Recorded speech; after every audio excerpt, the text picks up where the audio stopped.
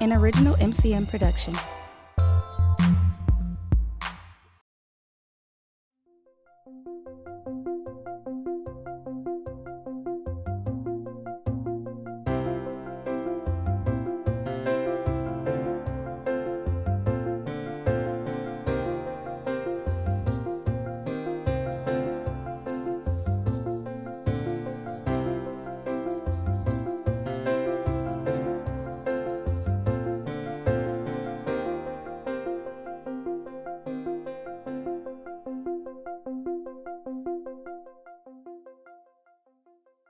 I'm going to call on Dave Edwards, the General Manager of UWM Radio, to introduce our guest speakers today. Dave?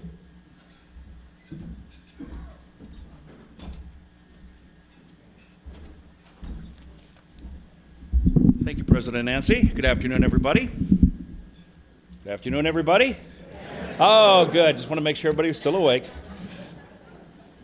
We are very fortunate to have not just one, but two of America's top research universities here in the state of Wisconsin.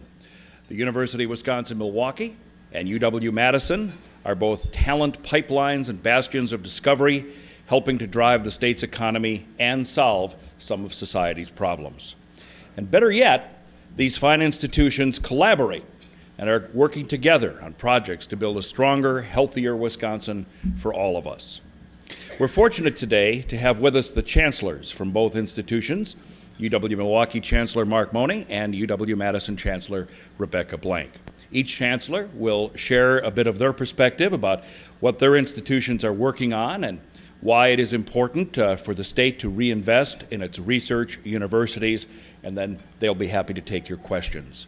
UW-Madison Chancellor Blank is an internationally respected economist who has worked in 3 different presidential administrations, most recently as Deputy Secretary and Acting Secretary of the U.S. Department of Commerce under President Obama, and she joined UW-Madison in 2013. UW-Milwaukee Chancellor Mone became Chancellor in 2014. Prior to that, he led UWM's executive education and business engagement initiatives. He's working on a number of community-based initiatives around education and entrepreneurship, and he's also my boss. So with that, he gets to go first. Chancellor Mone.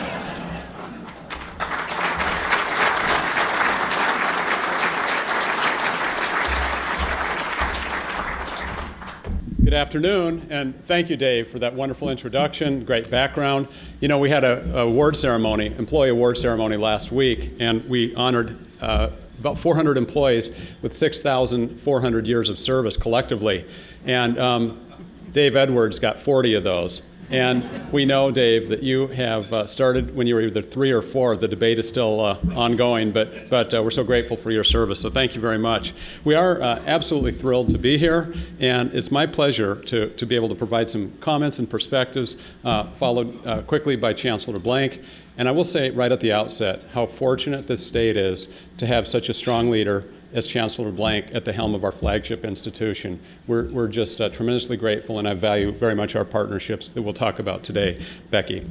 Our partnerships do, in fact, run very deep. And so we'll spend just a little bit of time for each of us, providing enough time for there to be questions and answers afterward. All of the difficult questions, this is why we have a colleague such as Chancellor Blank here, so you can give those to her. So we are, as Dave pointed out, we are the state's 2 research universities, so it really does make good sense for us to work together. We have unique missions, of course, but taken together, I think we do a very good job serving the state. And let me give you a few examples. What we're distinguished by at UW-Milwaukee is an access mission. So above and beyond being a Research One, we are about access. We're serving the largest urban population in the state of Wisconsin, and that's very important. But we provide research opportunities as well as the educational access that simply wouldn't be available and possible for a lot of our students and a lot of our community. At the same time, more than half of our undergraduate students are involved in research. That's a differentiating quality. We contribute to advancing knowledge that solves problems and benefits our society, many organizations and businesses. Research can sound like ivory tower, or who does that really benefit? And I can give you a lot of examples. I'll just give you a few brief ones to think about. We recently received a grant, a co-authored grant with the University of Texas, Austin, that's for $3.4 million that deals with agitation that occurs during nighttime with Alzheimer's patients. And if you have anybody in your family who has experienced this incredibly debilitating disease, this is one of the biggest problems for families and supporters. And we're trying to get at the underpinnings and remedies for that. The issues that we have been able to be involved with that we call remediation of a Great Lake, but in fact, why Bradford Beach today has the incredible qualities that we've come back to. And if you've been in Milwaukee for long, you know that it was not the most popular beach to be at for a long period, and it is back today. That's our School of Freshwater Scientists at work, underscoring and getting at what's really driving the pollution and helping solve that problem. And it's not as scientific as you might think. And what's really helped solve that was some pooches, the Pooch Patrol, that really helped take care of some of the bird issues. So we also have scientists working on doubling and tripling the length of concrete, which you can appreciate how important that is for buildings, but especially roadways in Wisconsin. Many, many other specific applications. Meanwhile, in Madison, we have the campus that is the 6th in the nation for the volume of research that is underway. We're both among the nation's 115 top-tier research universities. And UWM last week was ranked 130th on the list of top 225 universities for tech transfer. This was announced in the Millikan report, but by the National Academy of Inventors. So ultimately, both of these campuses contribute to the state's economic growth, and we're both really ideas factories for our discoveries and innovations. Who remembers this headline from 5 years ago? As we think about this Madison-Milwaukee divide, we like to think about it a little bit differently. And it's under this heading that Becky and I both know that merging our diverse paths of expertise, that's the key to growing economic and social vitality in our state. Let me share a few examples of some of the things that we work on in collaboration and both together and separate with respect to partnerships. These are areas in which we focus not only on providing the largest amount of talent. So if you ask individuals, if you go to the senior leaders in these companies and they talk about where are we going to get the scientists, the future data analysts, the individuals working in the numerous areas represented by some of our leading companies, some of the Fortune 500 companies headquartered in this state, some of the leaders in health, some of the leaders in education and virtually every sector. What you find is that when we talk about education, outreach, research, discovery, above and beyond the talent pipeline, this is where we find great opportunities. We have, for example, in the Milwaukee area, Clinical Translation Sciences Institute, where we partner with the Medical College of Wisconsin, the Blood Center, and other healthcare entities on specific research applications. Many of these companies participate in the Strategic Leadership Series, a program that has been in existence now for almost 20 years, where we educate and retain the middle and senior level talent in these organizations and many, many others. We're working in a number of advanced research areas, specific applications in manufacturing, energy, water. Chancellor Blank will talk more about some of those. One of our more specific and unique applications, one of the things that we're doing together, it's really successful and viable, is our three-way collaboration between UW-Madison's Wisconsin Energy Institute, UW-Milwaukee, and Johnson Controls. Researchers are visualizing the future of what can be done with excess electricity stored in car batteries to feed the grid at night before they recharge in the morning. Johnson Controls' multi-million-dollar investment in research has already produced 2 joint laboratories at our engineering program where faculty, students, and company scientists work side by side. Now, what may be in the neighborhood of $4 to $6 million from an investment from Johnson Controls with our in-kind contributions, and in particular in conjunction with Madison's work, has resulted in over $35 million in federal funding coming in for this particular area of research alone. This is a huge multiplier, and it's great for the economy as well as great for the nation and the world in terms of the knowledge that's created. One of these labs that I'm talking about is actually a state-of-the-art dry lab, and it's the only one in a university campus in North America, which enables work on the next generation of lithium-ion batteries. Diang Xu, he's the fellow in the middle of the picture with that very handsome head apparel there. He's our Johnson Controls endowed professor in energy storage, and he heads research at both UW-Milwaukee and UW-Madison. This is a classic joint appointment. We also collaborate with industry partners in research consortium called the Water Equipment and Policy Center. Junhong Chen, in the top left of this picture, he's a UW-Milwaukee Distinguished Professor of Mechanical Engineering. And he's developed water sensors that offer low-cost, immediate protection against the threat of contaminated water supplies. So if you think about Flint, Michigan, and how important this type of water sensor technology work is, because there's a lot of Flints that we just haven't discovered, most likely in different places, not only in the United States, but in the world. And that's a very frightening concern. So this is our science at work. Technology from his work and others has been licensed and launched by A.O. Smith, Badger Meter, Baker Manufacturing, all in Wisconsin, and by companies such as Gannett Fleming in Pennsylvania. So these three Wisconsin companies also licensed a handheld microfluidic sensor created by Assistant Professor Wu-Lin Shang in collaboration with UW-Madison faculty member and co-inventor Sundaram Gundasakuran. These are the kinds of shared innovation and engaged research that deserves future investment. Of course, our partnerships and collaborative research and shared teaching require resources. We are, after all, we are public organizations. We're thankful for the state's reinvestment and the fact that there are no cuts that have been proposed by the governor and the Joint Finance Committee and other members of the legislature. So I'm going to talk about a few of the different categories, some of the columns that you see there. One of the things that you see that we're very appreciative of is, for new funds, $42.5 million. These are based on performance metrics and accountabilities and some of the things that you would expect around graduation and retention, some of the things in terms of more specific areas. And we're supportive of that, but we want to recognize that one size does not fit all. We're very much supportive of institutions being measured against themselves over time or against our peer institutions. So that's something that we see with some qualifications as deserving and needing support.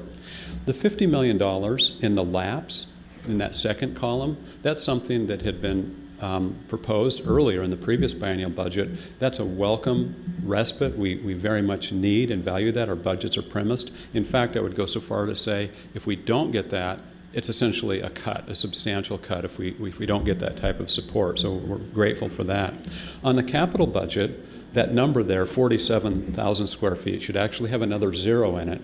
What this does for us on our campus, this proposed investment should be 470,000 square feet.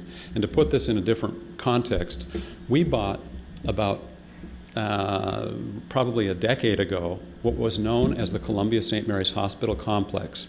11 acres, 1 million square feet, 4 buildings. Much of that building, the 470,000 square feet that I'm talking about here, that has been mothballed because when it was a hospital, you didn't need to have code compliance. But when a new purchaser comes in, you basically have to bring up the fire safety systems, electrical, and a number of other things. So that's been in mothballs. Well, the importance of this to our campus for our student population and for our research is such that 8 of our 12 academic schools and colleges will either permanently be housed in part of that or will be temporarily housed there for surge space. And so that's a big deal for us. So this is important, and we'd love to see the completion of that. We asked for $69 million, proposed to get $53. That's going to get us a good distance, but we'd like to see the complete restoration. And then the final column here, whoops, let me back up and stay with that. I do not want to skip over this. When we talk about compensation, we need to put this in the right context. UW system employees have received 1% raise in the last decade. We have had 1.5% one-time bump. So put that in your workplace, and let me show you how serious that has created, the situation that is created. I was visiting with Chancellor Blank this morning, and I was sharing how we have become, to some extent, a great grounds for providing future deanships and other key faculty to be recruited.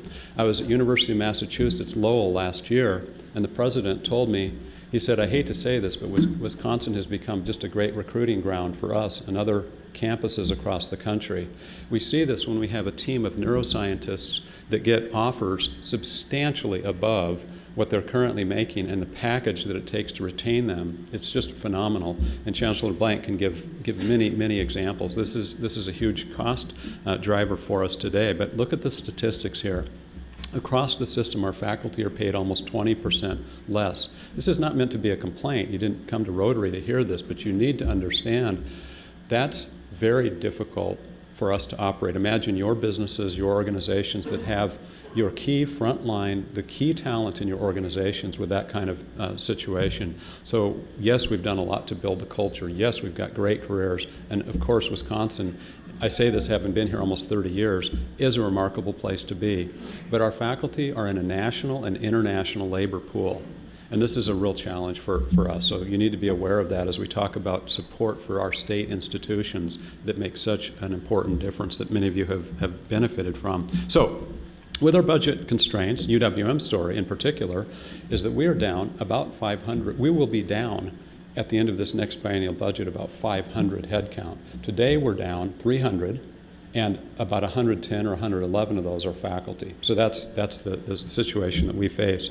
Put that in the context of other institutions across the country, and what we see is fully a third of them are on a significant hiring event, and the other 2/3 expect their hiring growth to be static to slightly increase. So we're in a challenging case. So where does that put us? If we think about this and what this means front and center, and I shared this with the joint legislature. In fact, we had the co-chairs, Alberta Darling and John Nygren, for a session we did earlier this year. And we had a number of individuals from the community, a number of CEOs or a number of leading executives, including Tim Sheehy from the MMAC, Julia Taylor from the Greater Milwaukee Committee, that came and spoke on our behalf because they, with their constituents, completely appreciate this data. And let me just explain what this eye chart is about. You've basically got 4 columns here. And the 4 columns, what we did is we identified the high growth areas and the jobs in greatest demand, put those together. And what you can do is bundle them, and you can look across the top and you can see you've got the work in health, business, computer science, engineering, science, and related fields. And then you look at specific occupations, and that's the demand side. At the bottom is how do our majors line up? And this is just last year alone, but I can assure you the trends for the last 5 years mirror this almost identically.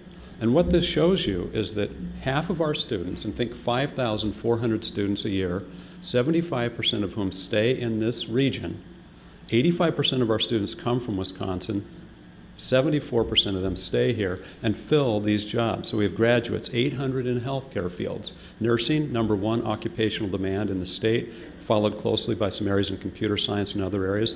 We have 800 students last year who went into those. We have 1,000 students that filled accounting, supply chain management, HR, marketing, and other fields.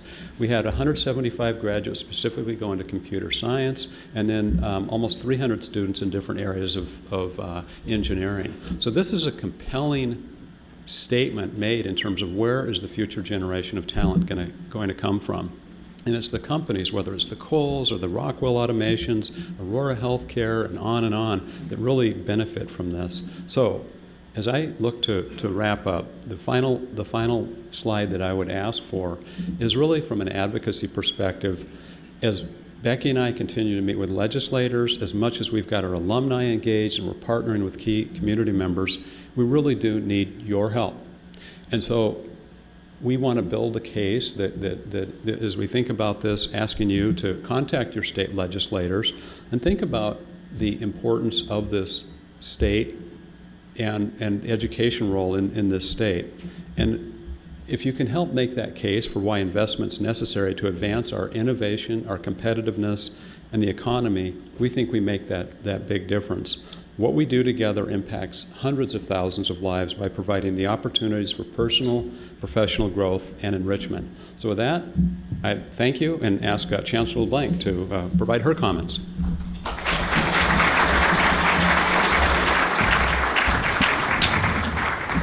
Good afternoon, everyone. Got to wake you all up when you're the second speaker, right? I always enjoy coming to Rotary, and I'm particularly delighted to be here in Milwaukee and to share the podium with Chancellor Mone. Mark and I have been collaborating on a number of things since we both arrived in our positions, and it's always an honor to work together. I want to say a special thanks to all the alumni here from both UW-Madison and UW-Milwaukee, and for all the ways you support our campus. How many here are alums from one of those two schools, or both in some cases? That's the impact of our schools on this city, right? You can't go anywhere without finding our alums. You heard Mark talk about the extraordinary impact that both Madison and Milwaukee have on this state, and about some of the collaborations that we're working on. And I want to give you my perspective on some of the things happening that are really exciting and really valuable, not just to Madison and to Milwaukee, but to the entire state. But before I do that, I always have to brag just a little bit. I can never miss that opportunity. Let's see here, I gotta move this forward. All right, that's the title slide. Here's where I'm supposed to be. At UW-Madison, we have 43,000 students from across Wisconsin, and indeed from around the world, who are pursuing degrees at the undergraduate level in more than 200 different majors.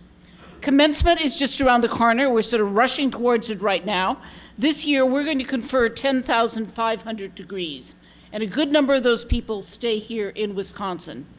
We've had an outstanding year in education. The current freshman class is our largest and our most diverse ever. We're something of a hot school right now, and we've actually just had a record-breaking number of applications for next fall's class, with more than 35,000 students applying for about 6,400 freshman slots. Our retention rate is excellent. 96% of our freshmen return for their sophomore year, which means that they're getting something. They're enjoying being at school, they're learning, they're getting the support they need to be successful. Graduation rates are also at an all-time high, and time to degree continues to fall, and that's important because it means that we have less student debt. More than half of our students at Madison graduate without any debt. We're also innovating in the classroom with high-tech tools that help engage students in what's called active learning. Active learning is the current sort of buzz phrase in higher education that talks about people retaining material in the classroom much more effectively when they're actively working on it, talking about it, or interacting with the material, as opposed to sitting in a large classroom and watching a faculty member at the front lecture. I suspect many of you received your college education in that format, and it just turns out you learn more when you're actually a little bit more active. Outside the classroom, we're very focused on leadership experiences, as I know as Milwaukee as well. We're number one in the number of students who go abroad during their time in college. That's incredibly important in a global economy. And we're number one in the number of students who, after graduation, enter the Peace Corps, which is both a global experience and a great way to give back. We're expanding our career planning with a new Career Exploration Center, and indeed Money Magazine recently named UW-Madison as one of the top 5 schools in the country among public schools for career services. All of this means we're preparing students in an outstanding way to be engaged citizens and to succeed in all of your businesses and all of the interactions they are going to have in the state, outside the state, and around the world. People ask how it's possible that Wisconsin, a relatively small population and a modest economy, produced not just one but 2 Research One universities. And there are a lot of answers to that, including the really strong support of the citizens of the state to higher education. But one of the answers is that we've been very committed to collaboration, both within and between our campuses.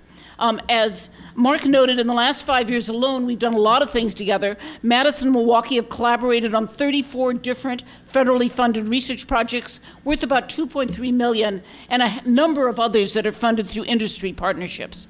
He mentioned some of our major collaborations, both with Johnson Controls. We've got a number of water research partnerships, and those bring faculty and staff together from both schools to work on things like commercial fishing, invasive species, the condition of the beaches, and many more.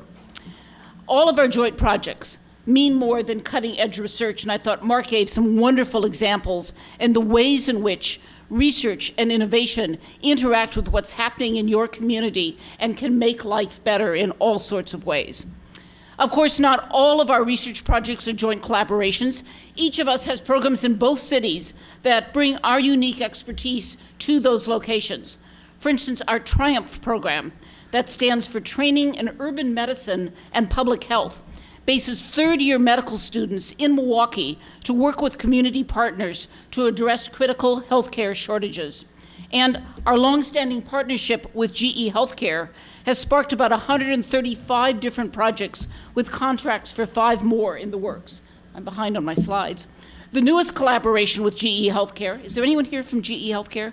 It's a great organization, is a $33 million state-of-the-art imaging center at UW-Madison that provides services not just in Madison and Milwaukee, but all across the state. So the impact of our 2 universities on the state is enormous. Unlike, however, almost all other public programs, research universities don't just spend state money. They actually attract money into the state, they attract businesses into the state, they attract people to move here, and they create real economic activity.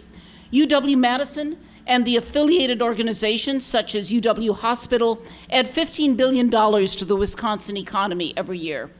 For every dollar of state investment in Madison, we generate $24 in economic activity. And that rate of return is only possible because of the state's long-term investment in us. That investment has faltered in recent decades. Our budget has been cut in 5 of the last 6 bienniums. That's 10 out of the last 12 years. And we're feeling it on every campus. Today at Madison, the state provides 15% of our total budget. For those of you who went to Madison 40 years ago, the state then was subsidizing 40% of your tuition. That means that we and other UW system schools have not been able to invest in people, in programs, in students in the way that we need. And that is problematic because our competitors are investing. That's why Mark and I and all the chancellors in the UW schools are making the argument it's time to reinvest in UW. The good news, as Mark said, is the governor's proposal starts to do that. There is money on the table this year, and I am very grateful for that. Let me focus, however, on 2 other points that I think are equally important. First, a proposed compensation increase. As Mark noted, we are way below people. I've been facing huge retention problems, as has every other school inside the system. And my biggest source of funding is trying to keep people at my campus rather than catching everyone else up. So you sort of got to catch up so you don't keep being hit by outside offers. And we just haven't been able to do that. In the last 8 years, when we have gotten basically 0 increases, in the Big Ten schools, now I'm comparing Bloomington and Iowa City and Champaign-Urbana, not Stanford and Harvard, to Wisconsin. In the last 8 years, average staff and faculty salaries in Big Ten schools rose 2.5% per year. At Wisconsin, we rose 0.03% a year. You can do that for 2 years, you can do that for 4 years, you do that for 8 years, and you've opened a gap that's almost unclosable, and both Mark and I are a little bit desperate about this particular problem. Second, the capital budget. This is my greatest concern after compensation. None of the requests at the UW-Madison campus are in the budget, not even our program revenue projects, which are projects where we generate the revenue to fully pay the state bonds. No cost to the state whatever. Even those projects were not approved. So the bottom line for me is 3 key points. 1, reinvest in UW as the governor has proposed, as the state legislature is talking about. That is an investment in a strong economy and a skilled workforce. 2, provide compensation increases to higher education employees after too many years of none. An investment in people is absolutely crucial to these campuses. And 3, authorize critical building projects, particularly those that are fully funded with program revenue dollars and will cost the state nothing. These projects are paid for with the money we collect, such as dormitories or parking garages, and with those fees, we can fully fund projects. We're working hard with the legislature to shape this budget, and I hope you're going to join us in advocating for state reinvestment in the UW system. A chancellor at the University of California liked to say that his faculty were essentially a group of independent contractors united only by a shared grievance in parking. Well, I'm happy to say that actually doesn't describe the faculty at UW-Madison. I will admit everyone does share a grievance over limited parking, but the faculty at UW-Madison are united by a few other things as well. Their commitment to collaborating with each other, their colleagues at UWM and beyond on projects that are driving our economy, and building stronger and healthier communities. With your help, we can reinvest in the UW system, reinvest in higher education in this state, and all of our campuses can continue their important work. So thank you very much for being here today.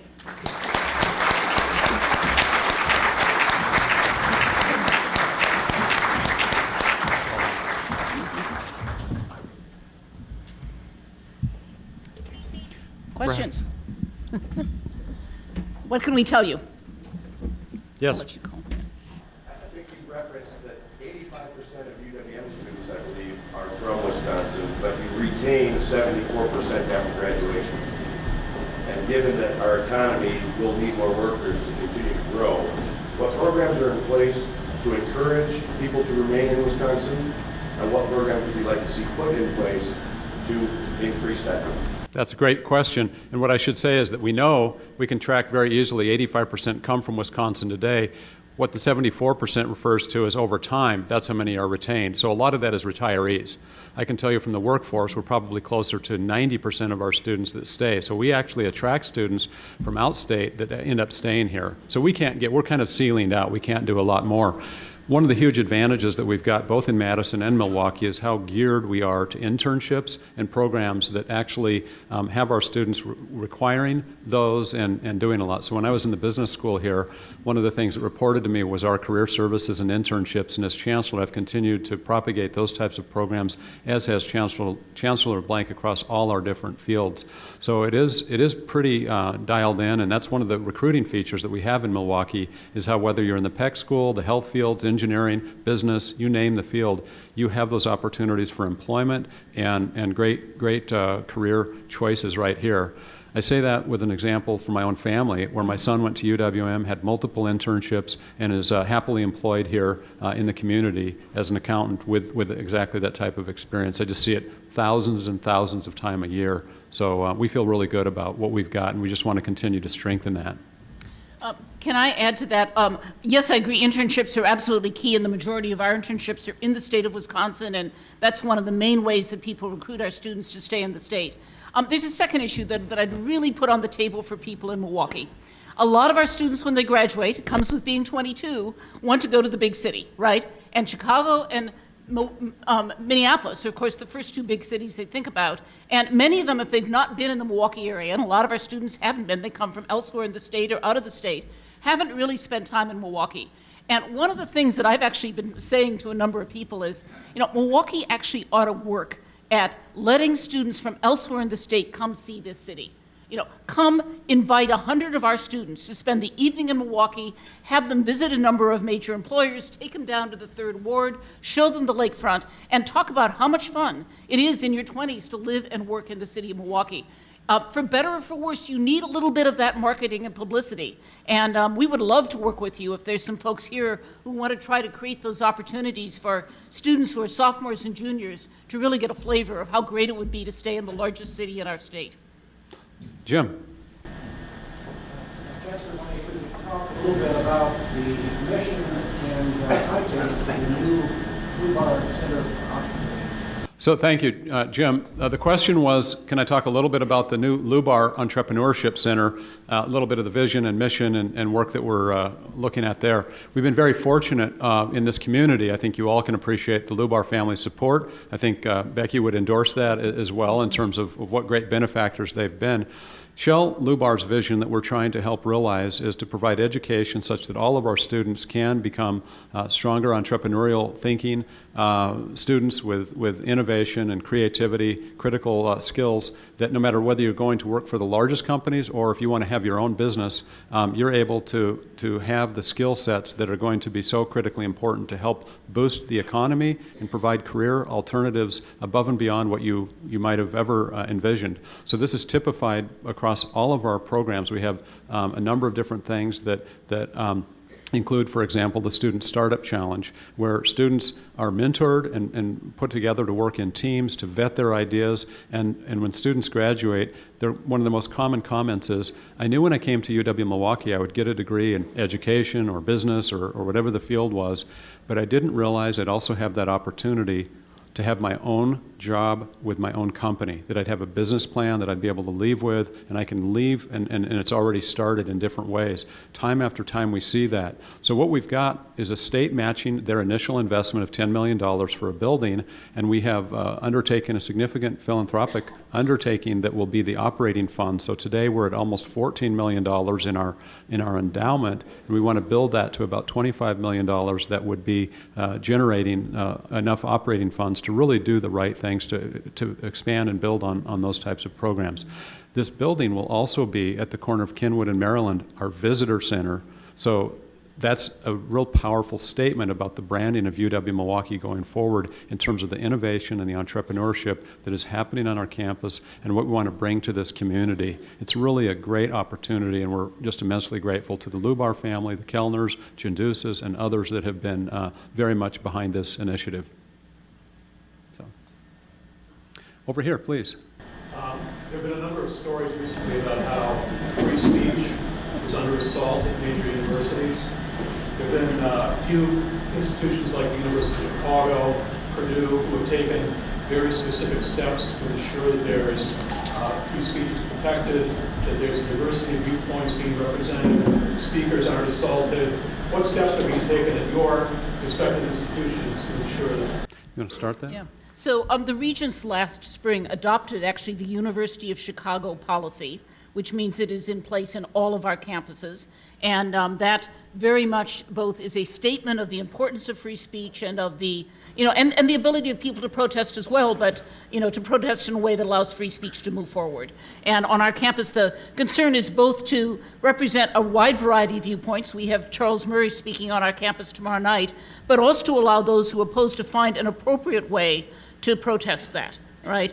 We had a big protest last December that I've heard a lot about from people in the legislature. Ben Shapiro, who's at Breitbart News, came to talk, and it was a student-run event. Therefore, our rules on student-run events is you cannot close off a student-run event to any other student, right? And so we had protesters who we talked with. We wanted them to be outside. They insisted they were going in. We said, if you go in, you cannot stop this from happening. We will give you 5 minutes, and then we really will shut you down.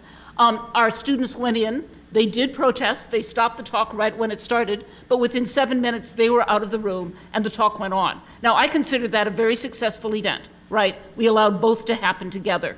As you know, there is legislation right now in front of the legislature that codifies some things. I understand and I appreciate the value of this. I must say I think state laws are not the way to do this, and there's some real concerns in that legislature where they put in mandatory sentences for students who are found guilty of certain things, and we shouldn't be doing that. It's like sort of the 3 strikes and you're out law. We should be letting the disciplinary committees look at the relevant, what's going on, what are the factors, and make a decision about discipline. If I can add a little bit to that, philosophically, it's critically important, and I think every chancellor in the UW system would be very much of what the mindset Becky just spoke about and what I've upheld. If we cannot have on our campuses a diversity and variety of perspectives, what are we if we're not, as a university, open to all different perspectives?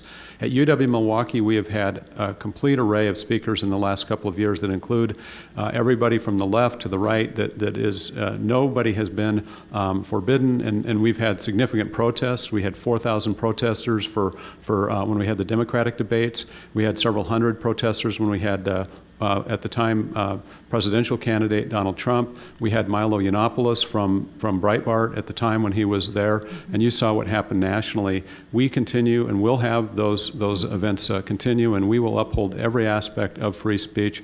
I agree completely with Chancellor Blank with respect to some of the concerns with the proposed legislation because of the consequences that would put us in a very difficult situation. Frankly, to be blunt, we'd be looking at both from either side. If we implement or don't implement, we can't win in that type of scenario. So, thanks. Yes? Going forward, what's the situation regarding tuition? The situation regarding tuition is the question. The proposed budget, in the governor's proposed budget at this point, it's a 5% cut, I believe the second year. Freeze continues for the next year, and then that freeze that 5% cut would be backfilled. I don't know if there's a lot of appetite for that in the legislature from the discussions that we've had. I don't know if that would go forward, but that's the proposed budget, and the Joint Finance Committee is studying that as they're now in their deep dive. What I can tell you is that what we've had for the last 4 years and what's proposed to be even next year as a freeze, that is actually a cut, because costs do go up. There's no way around that. Imagine in your own lives just the realities of any of our budgets, whether it's maintenance or wages or other things. They naturally go up as we seek to stay effective in the market. So we do hope that we can see what the Regents proposed, which is a modest increase in tuition going forward. And when I say modest, I'm talking in the neighborhood of something comparable to the CPI, in the neighborhood of 2 or 2.5%. At the most, going forward, and more realistically, some compression of that, because otherwise we continue to face significant budget challenges. The only thing that I'd add to that is, I very much agree with Chancellor Mone that, 4 years of a tuition freeze is a budget cut by another name, and at least cost of living type increases are very necessary. And you're feeling this across the campuses. All of that said, one of the things that I've worked on is to try to bring our non-resident tuition up to market levels. We can all argue about what sort of subsidies we owe to in-state students. We really clearly owe them something. This is a state university, and we want to make this accessible to as many students as possible. But out of state, people who want to come to my university ought to pay the full freight. And for reasons I don't understand, when I arrived, both in our professional schools and with our undergraduate out-of-state tuition, we were way at the bottom of all our peers. And particularly when you're then facing frozen tuition in-state and budget cuts elsewhere, that's just a really stupid thing to be. The Regents have been very good in allowing me to come and show them the facts on other tuition levels and move my tuition towards the median of our peers, both in the professional schools and out of state. And I will tell all of you that is absolutely necessary to cross-subsidize the subsidy we give to in-state students. So all of you should be very glad that I've raised out-of-state tuition. Over here, far left, please. I could just begin with a brief historical perspective. About 65 years ago, a very young state senator in Milwaukee worked very hard to pass legislation creating the University of Wisconsin-Milwaukee. And there was a lot of resistance in the state, throughout the state, to putting a branch of the university in Wisconsin's largest city. But my father used to say that his proudest achievement as a senator was creating the University of Wisconsin-Milwaukee, and he would be very happy to see you here together on the stage. I'm sure you must compete with each other in some ways, but it's very nice to see that there's a lot of cooperation, and I certainly hope that continues. Thank you. We do too. It's all friendly competition. Yeah. Thank you for that. Ms. Pennebaker. Thank you, Chancellor Mone. I have a question for Chancellor Blank. First of all, I'd like to echo the sentiment that it's good to have both of you here together. I'm curious as to why you think the idea of having a box for students to check on their applications about their encounters with law enforcement would be a good idea, especially in a state that has such disparities along criminal justice lines. So I was quoted earlier as basically saying that it was very difficult for me in a number of case situations on campus to not know anything about whether my students had had any previous convictions or other problems with the law. I have said this also a number of times. I'm not necessarily promoting this has to be asked on the application. I would be quite happy to ask this after a student is accepted, but there are certain things that happen on our campus where I really do need to know if someone has been convicted of a felony. If you're going to live in the dorms, if you're going to go on study abroad trips, there are certain majors where just in order to get a license and to work in that major, you cannot have certain convictions, and we need to counsel students about whether those majors are good or not. You know, at some level, I have parents who, if something happened on my campus and I said, gosh, I didn't know that person had a felony conviction, I would be quite liable for that. So I think there is information we have to have. I don't really care whether we get it prior to their admission into the campus. I realize that can have a chilling effect, but there are certain, if people apply to be in our dorms, we have to ask that question. I have to say it's the responsible thing to ask for all of our students, and then to take that into account in deciding where they might live and in what way. Sir. I don't know if this is crossed your radar or not, but it's a concept called Hyperloop. And it's a SpaceX program to put capsules in evacuated tubes and shoot them from one area to another at 750 miles an hour, which is much faster than airplanes can fly.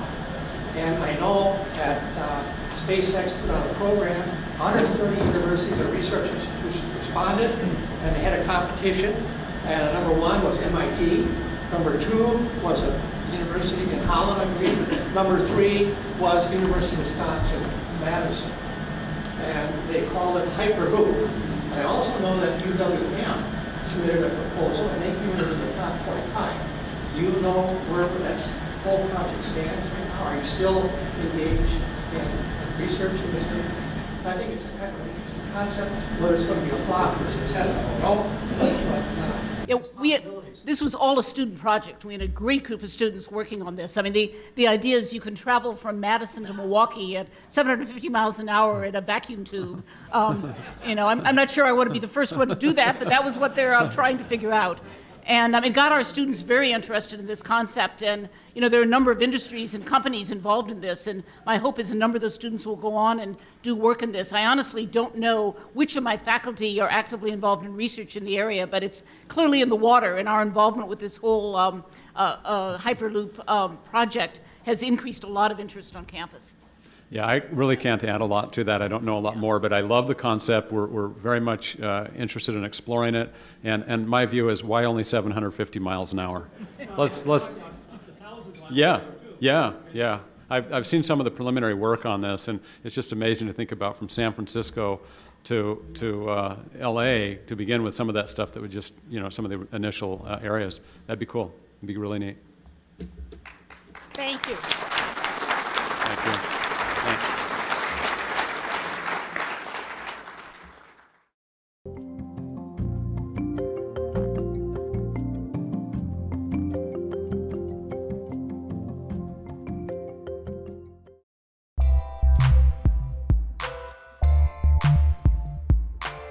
An MCM production.